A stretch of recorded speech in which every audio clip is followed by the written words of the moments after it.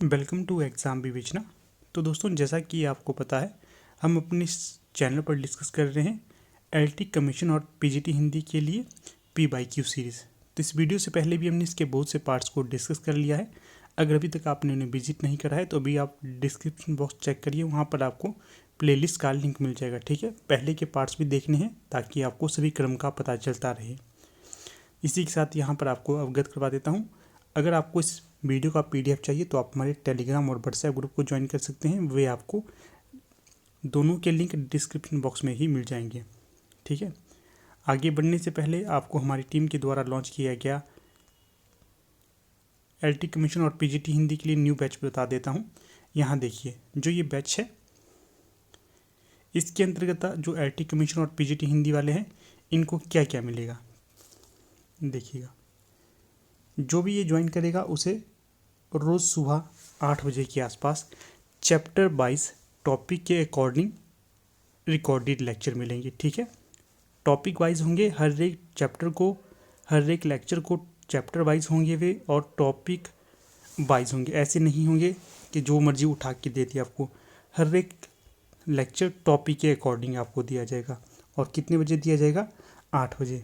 और ये रिकॉर्डेड होंगे, इसका भी ध्यान रखिएगा। और जो भी लेक्चर आपको मिलेगा उसका पीडीएफ भी आपको दे दिया जाएगा। जिसको लेक्चर के बाद पीडीएफ से पढ़ना है तो वो उसको भी अपने पास सेव करके रख सकता है। इसी के साथ देखिए, रोज़ टॉपिक के अनुसार टेस्ट रात 9 बजे होगा। ये देखिए, बड़ी ख़ास बात ये होती है कि अगर आप किसी लेक्चर को सुबह देखते हैं तो फिर उसका टेस्ट देना भी ज़रूरी होता है। कई जगह ऐसा होता है कि आपको सिर्फ टॉपिक करवाए जाते हैं और कुछ नहीं, परंतु हमारे यहाँ पर आपको सुबह तो आपको टॉपिक के अनुसार लेक्चर दिया जाएगा, लगभग 1 घंटे का होगा लेक्चर, और रात 9 बजे उसी टॉपिक का टेस्ट भी होगा। ठीक है ना, रात 9 बजे ये डेली की रूटीन रहेगी।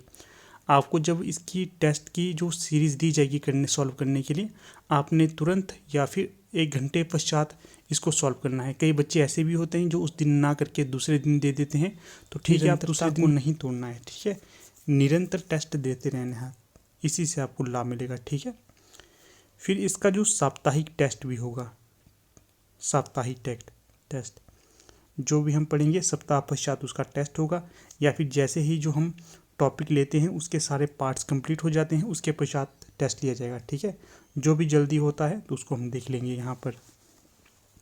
फिर देखिए, जो भी ये टेस्ट या फिर ये जो कोर्स हमारा ज्वाइन करता है उसे क्या मिलता है। समय समय पर आपको एलटी टेट, एलटी कमीशन और पीजीटी हिंदी के प्रीवियस ईयर के क्वेश्चन पेपर विद सॉल्व उपलब्ध करवाए जाते हैं, ताकि आपको क्रम पता चलता रहे कि जो आप तैयारी कर रहे हैं वो इसके लिए सफिशिएंट है नहीं। तो समय समय पर आपको इनके क्वेश्चन पेपर भी अवेलेबल करवाए जाते हैं। ठीक है, ये देखने भी ज़रूरी होते हैं, चाहे कोई भी परीक्षा हो वहाँ पर आपको पहले के पी बाई क्यू उपलब्ध होने ही चाहिए। मान लीजिए आप एलटी कमीशन की प्रिपरेशन कर रहे हैं और आपके पास इसके पी बाई क्यू नहीं है तो कैसे चलेगा काम। आपको पी बाई क्यू तो होने ही चाहिए। इसी को ध्यान में रखकर आपको ये कोर्स डिज़ाइन किया गया है। इसी के साथ देखिए, यहाँ पर एक चीज़ मैं नया इसमें ऐड कर रहा हूँ कि जो नया बैच शुरू होगा, या फिर अगर कोई आप पर्सनली लेना चाहते हैं, बैच का इंतज़ार नहीं करना चाहते, अगर आप अभी एडमिशन लेना चाहते हैं तो ले सकते हैं। इसमें आपको जीके के लिए रोज़ एमसीक्यू के लेक्चर भी मिलेंगे। ठीक है, ये वे लेक्चर होंगे जो पहले किसी न किसी परीक्षा में आयोजित किए गए प्रश्न थे, उनको डेली आपके समक्ष लाऊंगा मैं। या तो एक वीडियो लाऊंगा या 1-2 के आसपास वीडियो होंगे ही होंगे। प्रीवियस ईयर के क्वेश्चन पेपर है, मान लीजिए पटवारी के क्वेश्चन पेपर होंगे, जीके से संबंधित, एनटी के होंगे, एलाइट के होंगे, या फिर क्लर्क के होंगे, जेओआईटी के होंगे, उनकी वीडियोज़ बनी हुई है, वे भी आपको मैं उपलब्ध कराता रहूँगा। जीके का भी यहाँ से आपका पोर्शन कंप्लीट हो जाएगा एमसीक्यू बेस में। और देखिए, पूछा जाता है कि ये कोर्स कितने टाइम तक चलेगा। लगभग 3 महीने तक ये कोर्स चलेगा, कम से कम 3 तो चलेगा ही, शायद ज़्यादा भी चल सकता है। अगर आप लोग इंटरेस्टेड हो तो आप इसे ज्वाइन कर सकते हो। और इसकी 3 मंथ की फ़ीस भी यहाँ पर बहुत ही कम रखी है, लगभग 1200 के आसपास, बहुत कम फीस है। बाकी अगर फिर भी आपकी कोई समस्या रहती है तो आप देखिएगा, यहाँ पर हमारा व्हाट्सएप नंबर है 8219312129। यहाँ पर आप कांटेक्ट कर सकते हैं और सारी डिटेल इसकी ले सकते हैं। ठीक है, तो चलिए समय ना लेते हुए अपना जो आज का लेक्चर है उसे शुरू कर देते हैं।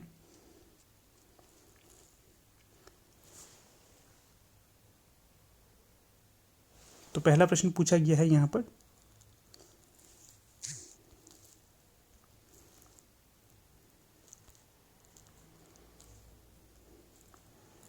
पहला प्रश्न पूछा गया है आपसे, अपभ्रंश शब्द का प्रयोग सर्वप्रथम किसने किया?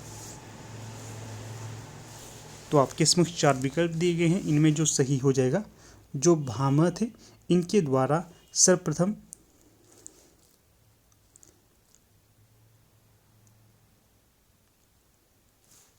हाँ जी, जो भामह थे इनके द्वारा सर्वप्रथम अपभ्रंश शब्द का प्रयोग किया गया था। तो देखिएगा यहाँ पर आपने थोड़ा सा सुधार करना है। सुधार क्या करना है, जो अपभ्रंश शब्द है इसका सर्वप्रथम प्रयोग भामह के द्वारा नहीं किया गया था, तो किसके द्वारा किया गया था? पतंजलि के द्वारा। विकल्प भी यहाँ सही हो जाएगा, बी है। ठीक है। अगला प्रश्न 2, 84 वैष्णवन की वार्ता किसकी रचना है?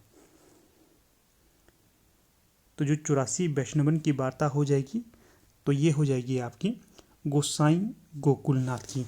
विकल्प जो डी है ये यहाँ पर सही हो जाएगा। इसके पश्चात अगला प्रश्न देखिएगा, क्या प्रश्न पूछा गया है, भारतीय संविधान के किस अनुच्छेद में हिंदी को राजभाषा घोषित किया गया है? तो यहाँ पर जो सही विकल्प होगा उसका चयन करना है। तो यहाँ सही विकल्प जो हो जाएगा तो वो हो जाएगा विकल्प ए। 343 के अंतर्गत भारतीय संविधान का जो अनुच्छेद है इसमें हिंदी को राजभाषा घोषित किया गया है। थोड़े से तथ्य अगर बता दूं आपको कि जो भारतीय संविधान के भाग 17 में, किसमें? भाग 17 में अनुच्छेद 343 से लेकर 351 तक राजभाषा का संविधान में प्रावधान किया गया है तथा संविधान की 8वीं अनुसूची में कुल 22 भाषाओं को मान्यता दी गई है। कितनी? 22। संविधान के अनुच्छेद 343 में हिंदी को राजभाषा घोषित किया गया है। 14 सितंबर 1949 को भारत के संविधान में हिंदी को राजभाषा की मान्यता दी गई थी। तो इन तथ्यों को भी याद रखिए, अक्सर पूछे जाते हैं ये। फिर देखिए अगला प्रश्न कितना महत्वपूर्ण है, आलह किस ऋतु में गाए जाते हैं? अच्छा प्रश्न है, अक्सर परीक्षा में पूछा जाता है इसको और बच्चे गलत कर देते हैं। तो जो आलह है ये आपके वर्षा ऋतु में गाए जाते हैं, तो सी यहाँ सही हो जाएगा। फिर थोड़े से तथ्य हैं, रासो काव्य परंपरा के प्रमुख कवि जगनिक द्वारा, कौन है रासो काव्य परंपरा के प्रमुख कवि? जगनिक द्वारा रचित ग्रंथ है परमाल रासो, और जो परमाल रासो के अंतर्गत ही आलखंड भी आता है, इसका ध्यान रखना है।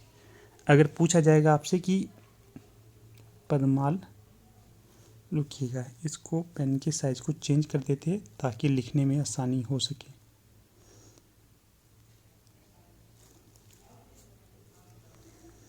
ये ठीक रहेगा ना? अबे लिख भाई,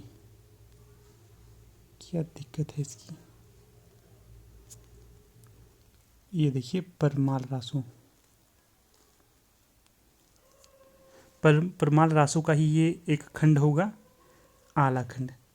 और पूछा जाएगा कि इसकी रचना कब की गई थी? 1230 में।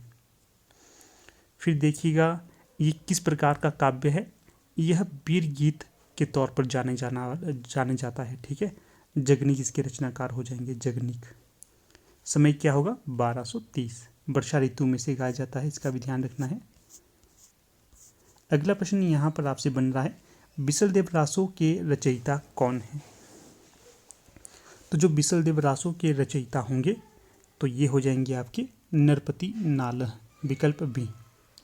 फिर देखिए यहाँ से अगर पूछा जाएगा कि जो बिसलदेव रासो है इसका प्रकाशन वर्ष कब का है, तो ये 1212 ईस्वी का हो जाएगा। और ये किस प्रकार का ग्रंथ माना जाता है? श्रृंगार रस या वीर काव्य, दोनों इसमें मिलते हैं बिसलदेव रासो में, श्रृंगार रस और वीर काव्य।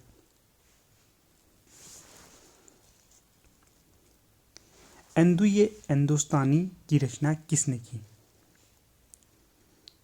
अच्छा प्रश्न है, अक्सर परीक्षा में पूछा जाता है इसको।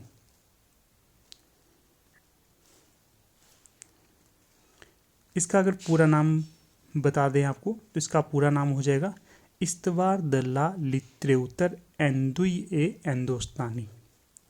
रचनाकार कौन हो जाएंगे? गार्सा द तासी। ध्यान रखिएगा इसको भी।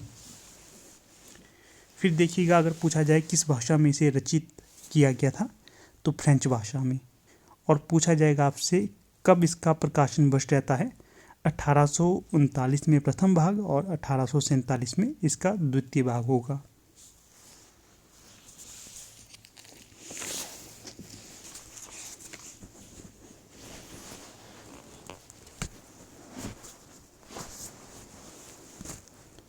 फिर अगले प्रश्न को देख लेते हैं। कौन सा अगला प्रश्न है?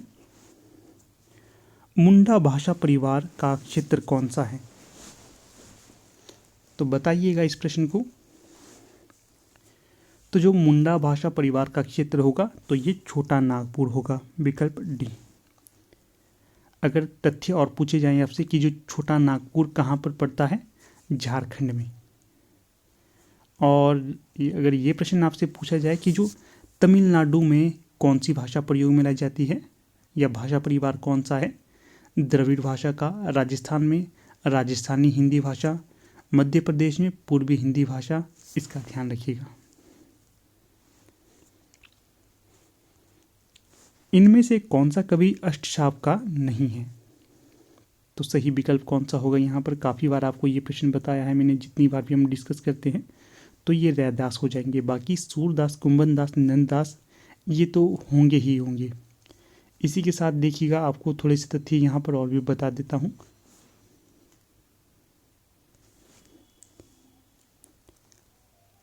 कुंभनदास, सूरदास, परमानंद दास, कृष्णदास, गोविंद स्वामी, चित स्वामी, चतुर्भुज दास और नंददास, ये होंगे सारे के सारे आपके अष्टछाप के कवि।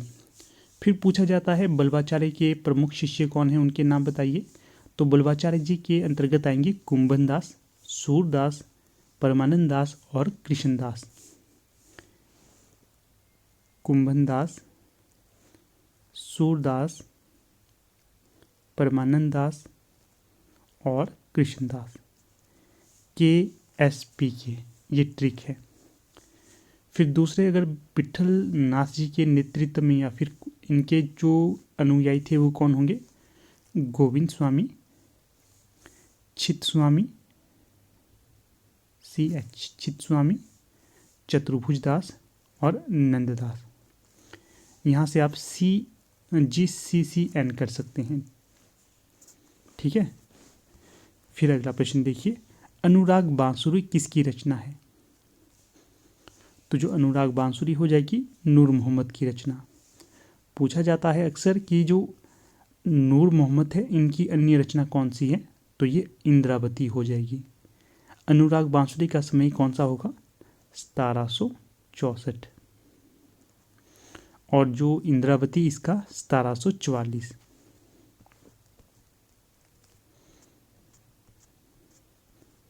फिर अगला प्रश्न दिया गया है 10, नैन नचाए कहीं मुस्काए लल्ला फिर आइयो खिलन होरी, ये काव्य पंक्ति किस कवि की होंगी?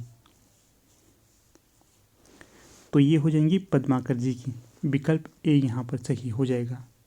जो पद्माकर हैं रीतिकाल से संबंध रखने वाले कवि माने जाते हैं। अगला प्रश्न है, सखी वे मुझसे कह कर जाते किस कवि की काव्य पंक्ति है? प्रस्तुत पंक्ति हो जाएगी मैथिली शरण गुप्त की। अगला प्रश्न यहाँ पर दिया गया है, अगर ये प्रश्न पूछा जाए कि जो सखी वे मुझसे कहकर जाते, ये पंक्ति किस काव्य से उद्धृत है? यशोधरा लिख देता हूँ, यशोधरा।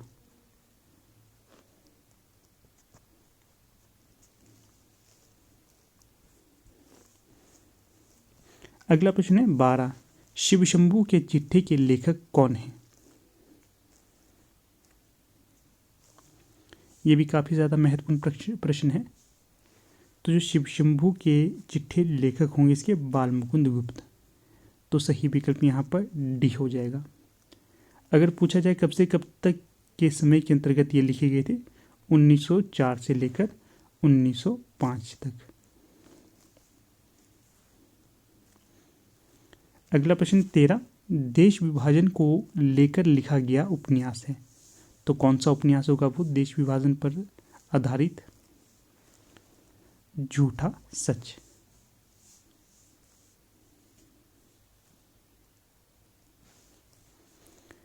अगर ये प्रश्न आपसे बने कि जो झूठा सच है इसका रचनाकार किसे माना जाता है? यशपाल। फिर ये भी तथ्य आपको बता देता हूँ, जो झूठा सच है ये 2 भागों में विभाजित है। पहले का प्रकाशन हुआ था 1958 में, दूसरे का हुआ था 1960 में। फिर देखिएगा, जो अमृत और विष है इसका अगर आपसे पूछा जाए कौन होंगे इसके रचनाकार, इसके रचनाकार हो जाएंगे अमृतलाल नागर। उपन्यासी है ये भी। अपने अपने अजनबी अज्ञे की रचना अंतराल। जो अंतराल है ये है आपका मोहन राकेश का नाटक नहीं उपन्यास। समय इसका 1972 हो जाएगा। अगला प्रश्न 14, धातुसेन प्रसाद के किस नाटक का पात्र है?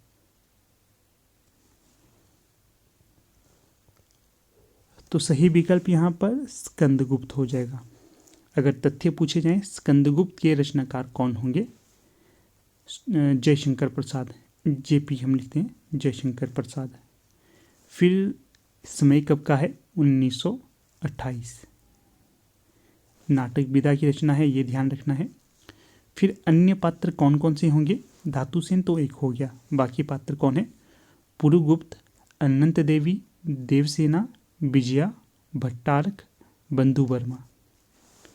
बाकी राजश्री जयशंकर प्रसाद का ही हो जाएगा, समय 1915। चंद्रगुप्त जयशंकर प्रसाद का ही है, समय 1931। ध्रुव स्वामिनी जयशंकर प्रसाद का ही है, समय 1933।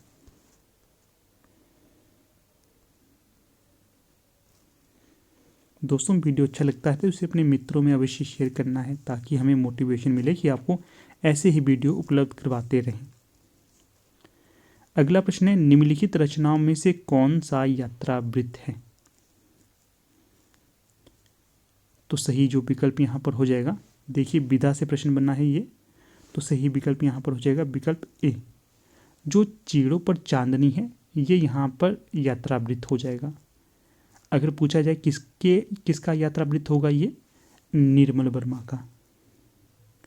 निर्मल वर्मा का। फिर पूछा जाएगा प्रकाशन वर्ष कब का है इसका? 1964। फिर देखिए और भी तथ्य बन सकते हैं कि जो भूले बिसरे चित्र है ये किसकी रचना है?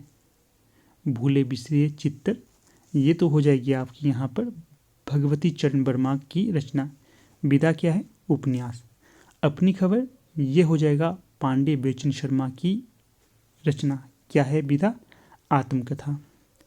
फिर अंत में है पथ के साथी, महादेवी वर्मा की रचना है और संस्मरण के तौर पर जानी जाती है।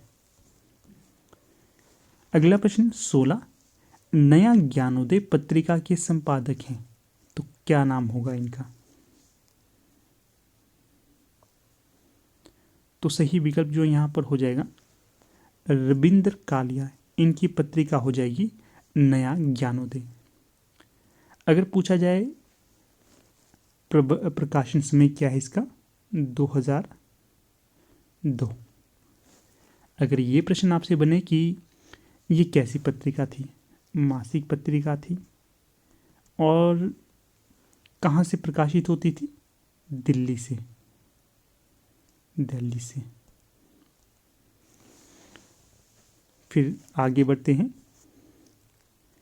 दक्षिण भारत हिंदी प्रचार सभा का मुख्यालय कहाँ है? तो इसे मैंने पीछे ही आपके साथ डिस्कस किया था। अगर आपने उस समय इसे ढंग से देखा होता तो इस प्रश्न को आप बड़ी इजीली ले लेते। तो जो दक्षिण भारत हिंदी प्रचार सभा का मुख्यालय होगा चेन्नई में। विकल्प बी यहाँ सही हो जाएगा। नॉर्मल सा प्रश्न था, ज़्यादा हार्ड नहीं था ये, ठीक है।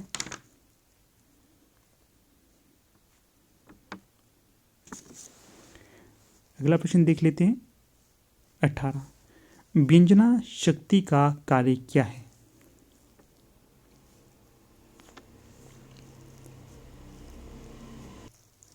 तो ये हो जाएगा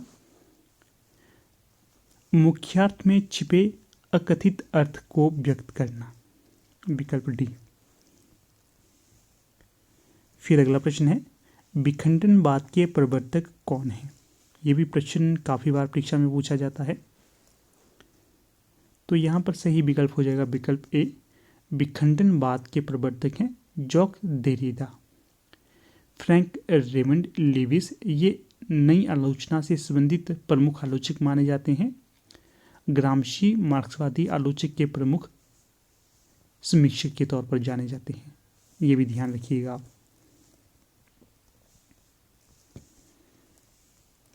अगला प्रश्न 20, काव्य में निर्व्यक्तिकता के सिद्धांत की स्थापना किसने की?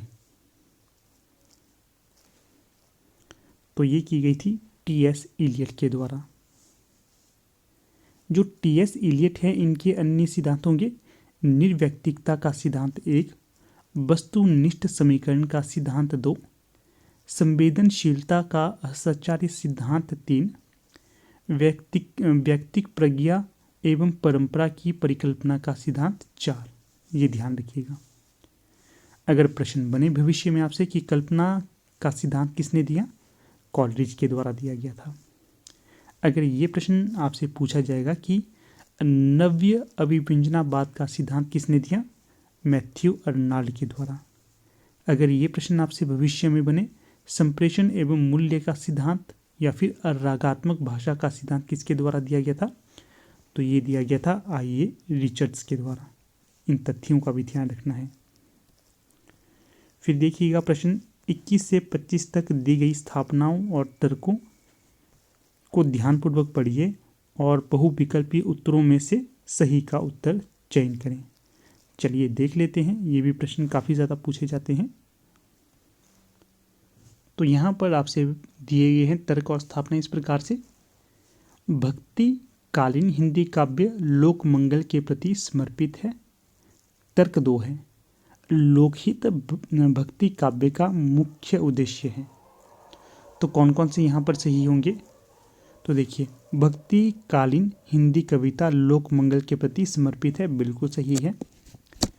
फिर है लोकहित भक्ति काव्य का मुख्य उद्देश्य है, तो ये भी सही हो जाएगा। इस प्रकार से कौन सा सही यहाँ पर तर्क हो जाएगा, ए और आर दोनों सही हैं। अगला जो है, वियोगी होगा पहला कवि, आह से उपजा होगा गान, उमड़ कर आंखों से चुपचाप वही होगी कविता अनजान। तर्क है इसका, कवि की मूल प्रेरणा वेदना है। तो यहाँ पर बताइए कौन सा सही होगा।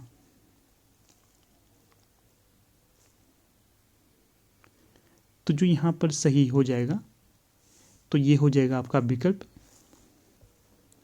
बी, ए गलत है और आर सही होगा। वियोगी होगा पहला कवि, आह से उपजा होगा गान, उमड़कर आंखों से चुपचाप बही होगी कविता अनजान, ये यहाँ पर सुमेलित नहीं होगा।